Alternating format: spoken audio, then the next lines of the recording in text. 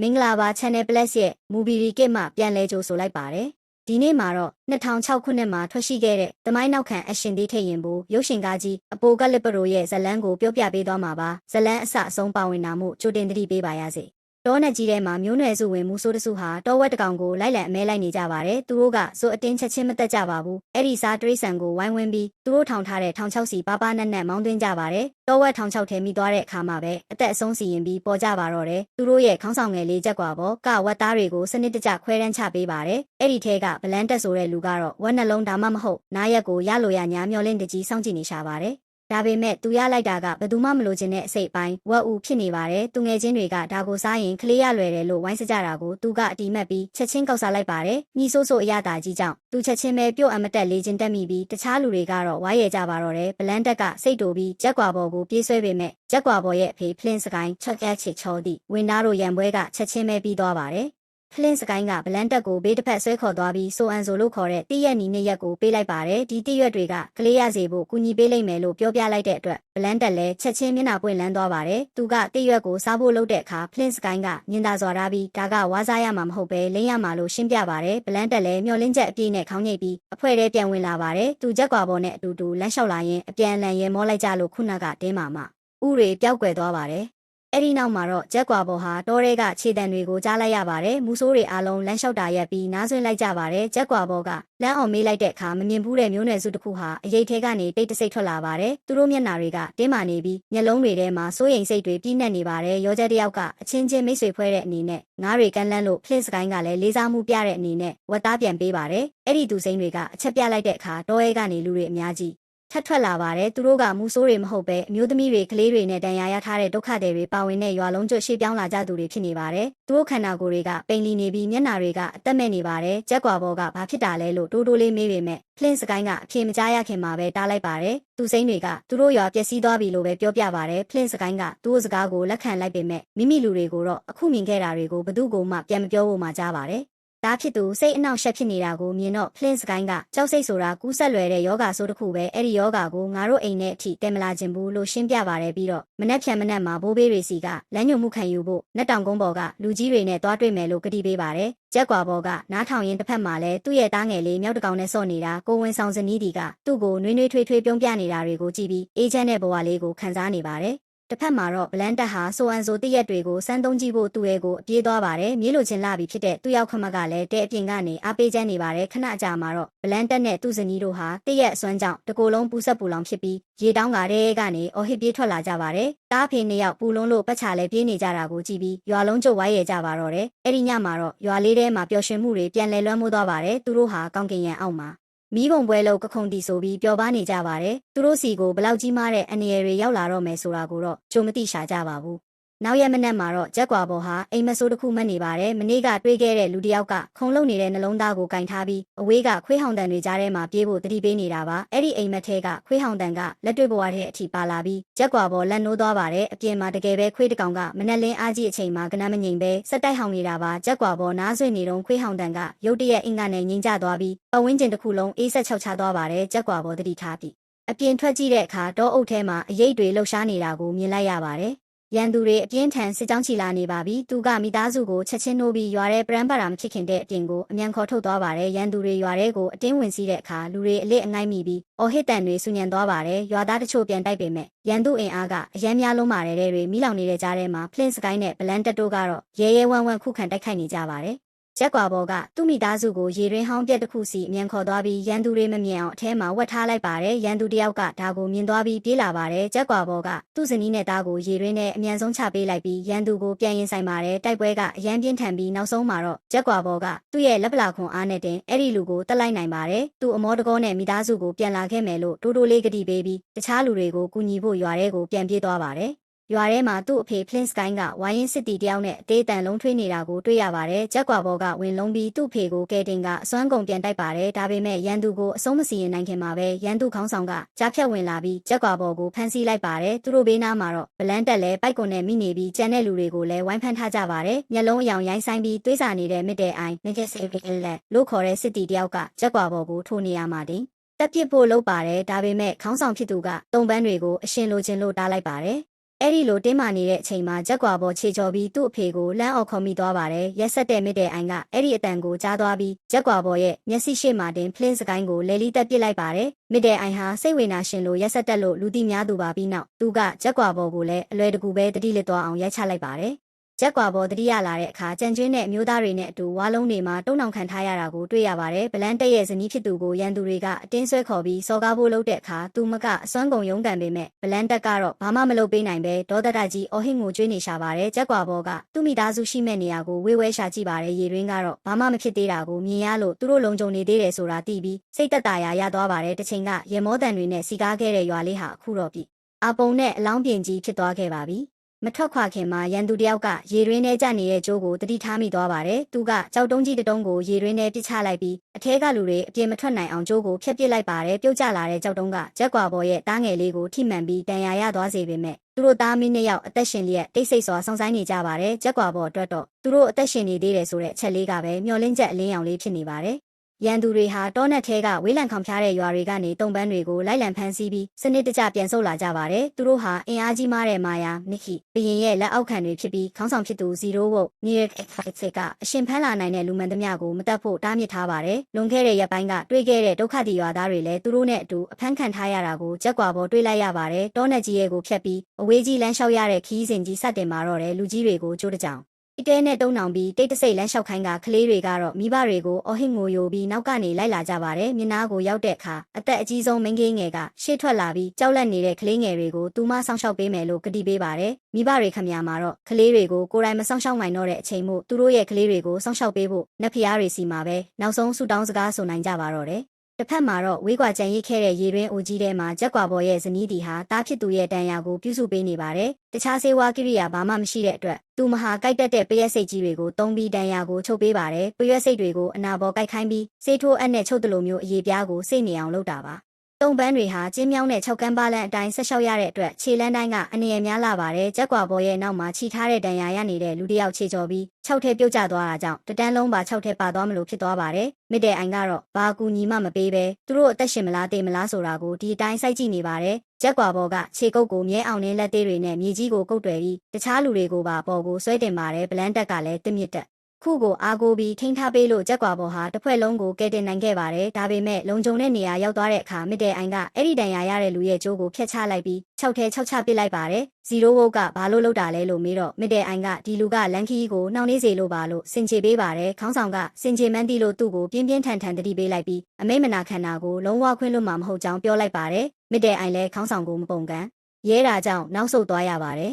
ညရောက်တော့ရန်သူတွေနားကြပါတယ်0ဝုတ်ကသူ့ရဲ့သားဖြစ်သူကိုတင်နန်းသားဘဝကနေစစ်တီအပြည့်ဝဖြစ်ယာဒူးတိုးပေးလိုက်ပါတယ်ဗလန်တက်ကတော့တေးရမယ်ဆိုရင်တောင်ရန်သူတယောက်ကိုတော့အသေးဆွဲခေါ်သွားမယ်လို့တိုးတိုးလေးကတိပြုနေပါတယ်ဂျက်ကွာဘော်ကတော့ဘာမှပြန်မပြောဘဲမိုးမရွာပါစေနဲ့လို့ပဲဆူတောင်းဝင်မိပါတယ်မိုးရွာရင်သူ့မိသားစုပုံနေတဲ့ရေတွင်းနဲ့ရေရှမ်းလာနိုင်လို့ပါနောက်ရက်မနက်မှာတော့သူတို့အဖွဲ့ဟာယောဂဗျာတွေထူပြောပြီးမီးလောင်ပျက်စီးနေတဲ့ရွာတရွာကိုဖျက်ဆီးသွားကြပါတယ်။ကောင်မလေးတယောက်ဟာခန္ဓာကိုယ်တစ်ခုလုံးအနာတွေနဲ့ပြည့်နှက်နေပြီးတေဆုံးသွားတဲ့သူမအမေရဲ့အလောင်းဘေးမှာရက်နေပါတယ်။စစ်တီတွေကယောဂကူးမှာကြောက်ဖို့သူမကိုတစ်သားတုံးနဲ့ဘေးကိုတွန်းထုတ်ပါတယ်။ဒါပေမဲ့သူမကသူတို့ကိုလှမ်းကြည့်လိုက်တဲ့အခါသူမရဲ့မျက်နှာအမူအရာကပြောင်းလဲသွားပြီးတခြားတယောက်ကသူမကတဆင့်စကားပြောနေတယ်လို့မျိုးဖြစ်သွားပါတယ်။သူမမျက်လုံးတွေကဂျက်ကွာဘော်ကိုစိုက်ကြည့်ရင်ရန်သူတွေကိုတတိပေးစကားပြောပါတော့တယ်မကြခင်မှာနေကင်းကြောင်တောင်ကြီးကိုအမောင်ထုကဝါမျိုးသွားမဲ့နေ့ရောက်လာလိမ့်မယ်ပြီးတော့တစ်ကြားဇင်းထန်ရဲ့ဝိညာဉ်ကိုစောင့်ထားတဲ့လူတစ်ယောက်ပေါ်လာလိမ့်မယ်အဲ့ဒီလူဟာရုံးကန်ရင်ရှင်းညွန့်တွေမြေကြီးတွေထဲကနေတကြော့ပြန်မွေးဖွားတန့်စင်လာလိမ့်မယ်သူမရဲ့စကားတွေကြောင့်ရန်သူအဖွဲ့တစ်ခုလုံးခြောက်ချပြီးတိတ်ဆိတ်သွားကြပါတယ်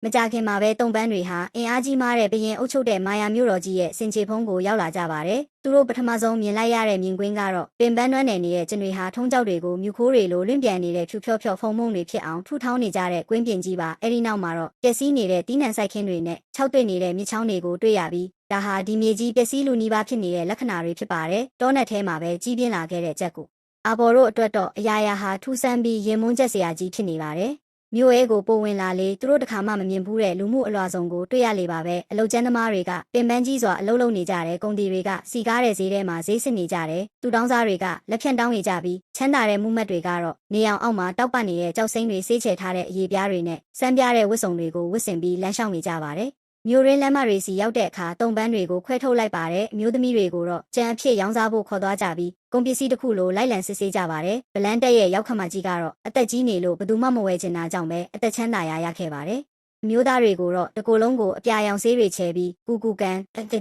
်နတ်ဖျားကိုပူဇော်တဲ့ပြရမစ်ကြီးစီကိုမောင်းသွင်းသွားကြပါတယ်လူတွေကသွေးပူဇော်မှသာသူတို့ရဲ့ပျက်စီးနေတဲ့မြေကြီးပြန်လည်ကောင်းမွန်လာမယ်လို့ယုံကြည်နေကြတာပါကြောက်တုံးလန်းအတိုင်းရှောက်သွားရင်ចောင်းသားတွေဟာသူတို့ရှေ့မှာပြက်ကျလာတဲ့လူကောင်းပြက်တွေကိုကြည့်ပြီးရင်ထဲမှာကြောက်စိတ်တွေမွန်းကျက်လာပါတယ်ပြရမစ်အပေါ်ဆုံးမှာတော့ပူယောဟိတ်ကစောင့်ကြည့်နေတဲ့လူအုပ်ကြီးရှေ့မှာလူတယောက်ကိုအသက်စီရင်လိုက်ပါတယ်နောက်ခေါ်သွားခံရတာကတော့ဂျက်ကွာဘော်ရဲ့သူငယ်ချင်းဖြစ်ပြီးစက္ကန့်ပိုင်းအတွင်းမှာပဲအသက်ပြောက်သွားပါတယ်ဂျက်ကွာဘော်ရဲ့အလှည့်ရောက်ဖို့သူကြောက်တုံးပေါ်မှာလဲအိပ်ပြီးအပေါ်ကိုစိုက်ကြည့်နေတော့မှပဲနေကြီးကစပြီးမောင်းလာပါတယ်နေချက်ချင်းဖြစ်ပေါ်လာပြီးတကောင်းကင်လုံး၆ချားစရာအမောင်ထုကြီးဖုံးလွှမ်းသွားပါတယ်လူသက်သမားကဝေခွဲမရဖြစ်ပြီးဘရင်နဲ့ပူယောဟိတ်ကြီးကိုလှမ်းကြည့်ပါတယ်ဘရင်ကဆက်လုပ်ဖို့ချက်ပြပေမဲ့ပူယောဟိတ်ကြီးကရှေ့ထွက်လာပြီးငါတို့ရဲ့နတ်ဖျားကကျင်းနဲ့သွားပြီးပူဇော်တက်ကကိုလက်ခံလိုက်တဲ့အတွက်နေမင်းကြီးပြန်ပွင့်လာလိမ့်မယ်လို့ကြေညာလိုက်ပါတယ်နေချက်တာပြီးဆုံးသွားပြီအလင်းရောင်ပြန်ရလာတဲ့အခါလူတွေကသူတို့ရဲ့ရေပူဇော်မှုအောင်မြင်ပြီဆိုပြီးဝမ်းသာအားရအော်ဟစ်ကြပါတယ်။အဲ့ဒီအတွက်ကျန်တဲ့တုံပန်းတွေရေပူဇော်ခံရမဲ့ဘေးကနေလွတ်မြောက်သွားပါတယ်။ဒါပေမဲ့သူတို့ကိုလွတ်ပေးလိုက်တာမဟုတ်ပါဘူး။အဲ့ဒီစားစီရိုးဝုတ်ကဒီလူတွေကိုအမဲလိုက်ကွင်းစီခေါ်သွားဖို့အမိန်ပေးပါတယ်။စီကန်းကရိုးရှင်းပါတယ်တုံပန်းတွေက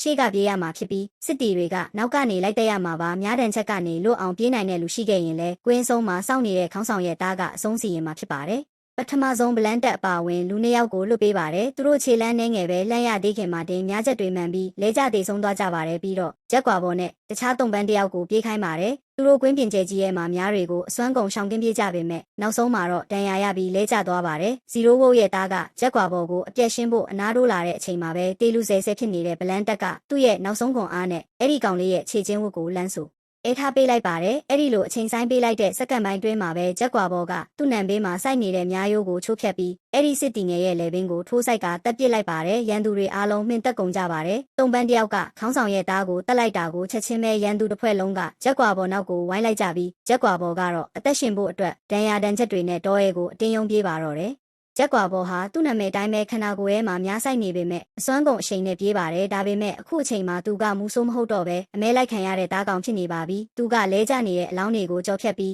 တောနက်ကြီးရဲ့အရေးတွေထဲဝင်ကအမောဖြေဖို့တစ်ပင်တစ်ပင်ပေါ်တပုံးနေပါတယ်ဇီရိုဝုတ်နဲ့သူ့လူတွေကသူ့အောက်ကနေဘာမှမရိပ်မိပဲဖြတ်သွားကြပေမဲ့ဂျက်ကွာဘော်ရဲ့သွေးတစ်ဆက်ကစစ်တီတယောက်ရဲ့ပခုံးပေါ်ပြုတ်ကျသွားတာကြောင့်ပုံနေတဲ့နေရာမိသွားပါတယ်သူတို့မတွေ့ခင်မှာတင်နောက်ထပ်အနေရတစ်ခုရောက်လာပါတယ်ဂျက်ကွာဘော်တက်နေတဲ့တစ်ပင်ကတစ်ကြားဇင်းညအမေတကောင်ရဲ့အတိုက်ဖြစ်နေပြီးသူမကမန်ဖီတန်နဲ့အတူအနားရောက်လာပါတယ်အောက်ကစစ်တီတွေကလည်းသွေးကွက်ကိုမြင်သွားပြီးဝိုင်းရှာနေကြပါပြီဂျက်ကွာဘော်ပြန်ပြေးဖို့ကလွဲလို့ရွေးချယ်စရာမရှိတော့ပါဘူးတစ်ကြားကလည်းသူ့နောက်ကနေအတင်းလိုက်ဆွဲတာကြောင့်သူရန်သူတွေရှိတဲ့ဘက်ကိုတဲ့တဲ့ကြီးပြေးဝင်မိသွားပါတယ်စစ်တီတယောက်ကသူ့နောက်မှာတစ်ကြားပါလာတာကိုမသိပဲဂျက်ကွာဘော်ကိုပိတ်ဆို့ဖို့လုပ်ရမှာတဲ့ကြားရဲ့ကြိုက်ခဲခြင်းကိုခံလိုက်ရပါတယ်တခြားလူတွေဝင်လာပြီးတကြားကိုဝိုင်းတက်ကြပေမဲ့သူတို့လူလည်းခဏအကြာမှတင်တေဆုံးသွားပါတယ်ဒီတော့မှစစ်တီတွေကြားတဲ့စိုးရိမ်တကြီးတိုးပြောတန်တွေထွက်လာပါတယ်စစ်တီတယောက်ကခုနကအနာတွေနဲ့ကောင်မလေးရဲ့နမိတ်ဖက်စကားကိုတတိယသွားတာပါနေကင်းကြောင်တောင်ကြီးမှောင်သွားပြီးအခုလဲတကြားပေါ်လာပြီလေဇီရိုဝုတ်ကအော်ဟစ်ပြီးအဲ့ဒီလူကိုပါဆက်ပိတ်ခိုင်းလိုက်ပါတယ်ဂျက်ကွာဘော်ကတကြားကိုတဲလာတာမဟုတ်ပဲသူကိုယ်တိုင်ပြေးနေတာလို့အတင်းညင်းပြီးအမဲလိုက်ချင်းကိုဆက်လုပ်ဖို့အမိန်ပေးပါတယ်အတော်အတွင်းမှာပဲဂျက်ကွာဘော်ဟာသွေးတိတ်အောင်တစ်ခေါက်တွေကိုတန်ရာဘော်ဖိကက်ရင်းညက်လုံးပေါက်ဆက်ပြေးပါတယ်မနေ့ရောက်တော့နောက်ထပ်စစ်တီတယောက်မြေကိုက်ခံရလို့ရန်သူတွေပိုကြောက်လာကြပေမဲ့ဇီရိုဝုတ်ကအတင်းရှေ့တိုးခိုင်းပါတယ်နောက်ဆုံးမှာတော့သူတို့ဂျက်ကွာဘော်ကိုပိတ်မိသွားပြီးရသမျှလက်နက်တွေနဲ့ဝိုင်းပစ်ကြပေမဲ့ဂျက်ကွာဘော်ကများချက်တွေကိုရှောင်ရင်းရေတခွန်ကြီးတစ်ခုရဲ့ထိပ်ဝါကိုရောက်သွားပါတယ်ကွင်းပြင်ရေပြင်ကျဲထဲမှာဆိုရင်သူကပြစ်မှတ်အလွယ်တကူဖြစ်သွားမှာကိုတီးလို့သူတခြားနေလမ်းမရှိပဲရေတခွန်ဘော်ကနေအောက်ကိုခုန်ချလိုက်ပါတော့တယ်သူအောက်ကရေကန်ထဲကိုအချိန်ပြင်းပြင်းနဲ့ကျသွားပေမဲ့ကန်ကောင်းထောက်မစွာအသက်ရှင်ခဲ့ပါတယ်သူကရေတခွန်အပေါ်ကရန်သူတွေကိုလှမ်းអော်ပြီးဒီတော့အုပ်ကငါးကလေးဘဝကလေးကကြီးပြင်းလာတဲ့တော့အုပ်ကိုတတိရှိရင်လိုက်ခဲ့ကြလို့စိန်ခေါ်လိုက်ပါတယ်လူတယောက်ကရေတခွန်ကိုဘေးကနေပတ်စင်းဖို့အကြံပြုပေမဲ့ဇီရိုဝုတ်ကအမိန်ကိုညှင်းဆန်လို့ဆိုပြီးအဲ့ဒီနေရာမှာတင်တက်ပစ်လိုက်ပါတယ်ကျန်တဲ့လူတွေလည်းကြောက်ကြောက်နဲ့တယောက်ပြီးတယောက်အောက်ကိုခုန်ချကြပါတယ်အဲ့ဒီလိုခုန်ချတဲ့အချိန်နဲ့လူတယောက်ကကြောက်ဆောင်နဲ့စောင့်မိပြီးချက်ချင်းတေဆုံးသွားပါတယ်သူတို့ရေထဲမှာကြောင်ကရမ်းဖြစ်နေတုန်းဂျက်ကွာဘော်ကတော့ရှင်းညွန်နဲ့ကြီးတစ်ခုပဲကျသွားပါတယ်ခဏလောက်သူလုံးဝမလှုပ်ရှားနိုင်ပဲဖြစ်နေပြီးမှ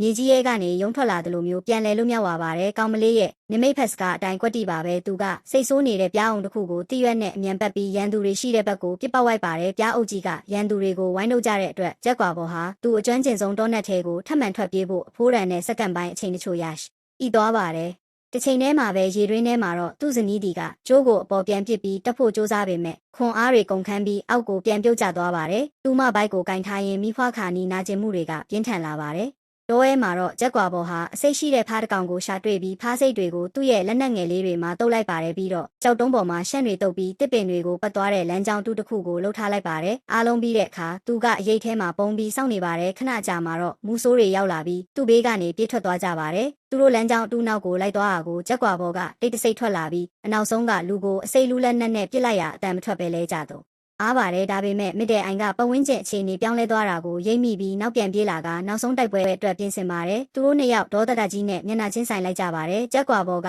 တေဆုံးသွားတဲ့လူရဲ့လက်နက်ကိုမြင်ပြီးပြေးဝင်ပါတယ်မစ်တဲ့အိုင်ကအရင်ခုတ်လိုက်လို့ကြက်ကွာဘော်ရဲ့နဖူးမှာသွေးစိမ့်ရှင်ထွက်သွားပါတယ်ဒါပေမဲ့ကြက်ကွာဘော်မရက်တန့်ပါဘူးသူကလက်နက်ကိုလူယူပြီးမစ်တဲ့အိုင်ကိုအလဲထိုးကသူ့အဖေအတွက်နောက်ဆုံးမှာတော့ကလဲစားချင်ခဲ့ပါတယ်မိုးကတဖွဲဖွဲဆက်ရွာလာပြီးနောက်တော့တေးသေးမေးမေးရွာချလာတဲ့အတွက်သူ့မိသားစုပိတ်မိနေတဲ့ရေရင်းထဲမှာရေတွေစပြီးပြေးလာပါတယ်။ကြက်ကွာဘော်ကရေရင်းနာကိုခဏပြေးလာပြီးပြန်လာခဲ့မယ်လို့ကတိပေးကတောထဲပြန်ဝင်သွားပါတယ်။ကျန်တဲ့ရန်သူနှစ်ယောက်ကရေရင်းနာရောက်လာပြီးအထဲမှာအသေးအတန်ဖြစ်နေတဲ့မိသားစုကိုမြင်ပေမဲ့ဂီယူမဆိုင်ပဲကြက်ကွာဘော်နောက်ကိုပဲဆက်လိုက်ကြပါတယ်ကြက်ကွာဘော်တောထဲပြေးနေတုန်းဇီရိုဝုတ်ရဲ့များချက်ထိမှန်သွားပါတယ်။သူများတံကိုချိုးပစ်ပြီးနာကျင်မှုကိုအောင်ကဆက်ပြေးပါတယ်။ဇီရိုဝုတ်ကကြောက်သားကိုကင်ပြီးအတင်းပြေးဝင်လာပေမဲ့ကြက်ကွာဘော်ထောင်ထားတဲ့တောဝက်ထောင်ချောက်ထဲကိုတဲ့ကြီးတိုးမိပြီးတေဆုံးသွားပါတော့တယ်။ကြက်ကွာဘော်ဟာခြေလန်းတိုင်းကိုနာကျင်မှုတွေနဲ့ရုန်းကန်နေရပေမဲ့သူ့မိသားစုစောင့်နေတဲ့အတွက်လုံးဝအရှုံးမပေးပါဘူး။နောက်ဆုံးကြံတဲ့ရန်သူနှစ်ယောက်ကသူ့ကိုပင်လယ်ကမ်းခြေအထိမပြတ်လိုက်လာကြပါတယ်။သူတို့၃ယောက်စလုံးမြူခိုးတွေကြားထဲကနေပေါ်လာတဲ့စပိန်သင်္ဘောကြီးတွေကမ်းခြေကိုကတ်လာတာကိုမြင်ပြီးစွန့်သွားကြပါတယ်။ရန်သူနှစ်ယောက်ကအဲ့ဒီသူစိမ်းတွေကိုကြောင်ကြည့်နေတုန်းကြက်ကွာဘော်ကတော့တောအဲကိုတိတ်တဆိတ်ပြန်ဝင်သွားပါတော့တယ်။